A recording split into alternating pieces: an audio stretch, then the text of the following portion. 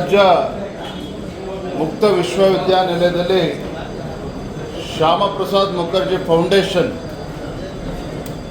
ಏಕಾತ್ಮ ಮಾನವ ದರ್ಶನ ಶೈಕ್ಷಣಿಕ ಅಂತಾರಾಷ್ಟ್ರೀಯ ಅಧಿವೇಶನ ಆಯೋಜನೆ ಮಾಡಲಾಗಿತ್ತು.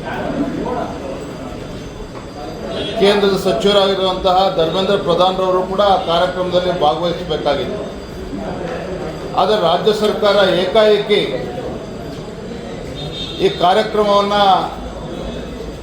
ರದ್ದು ಮಾಡಬೇಕು ಅಂತೇಳಿ ಆದೇಶ ಮಾಡಿರುವಂಥದ್ದು ಮತ್ತು ಉಪಕುಲಪತಿಗಳಿಗೆ ನೋಟಿಸನ್ನು ಕೂಡ ನೀಡಿರುವಂಥದ್ದು ಇದು ದ್ವೇಷದ ರಾಜಕಾರಣ.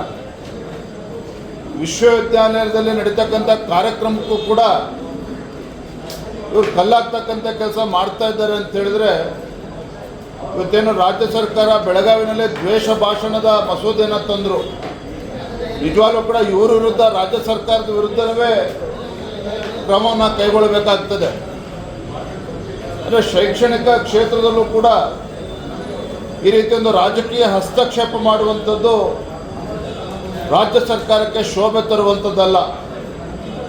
ನಾನು ಮಾನ್ಯ ಸಚಿವರಿಗೆ ಆಗ್ರಹ ಪಡಿಸ್ತೇನೆ, ಆಗಿರ್ತಕ್ಕಂಥ ತಪ್ಪನ್ನು ಸರಿಪಡಿಸಿ ಕಾರ್ಯಕ್ರಮಕ್ಕೆ ಅನುವು ಮಾಡಿಕೊಡ್ಬೇಕು ಅಂತೇಳಿ ನಾನು ಈ ಸಂದರ್ಭದಲ್ಲಿ ಆಗ್ರಹನ ಪಡಿಸ್ತಾ ಇದ್ದೇನೆ.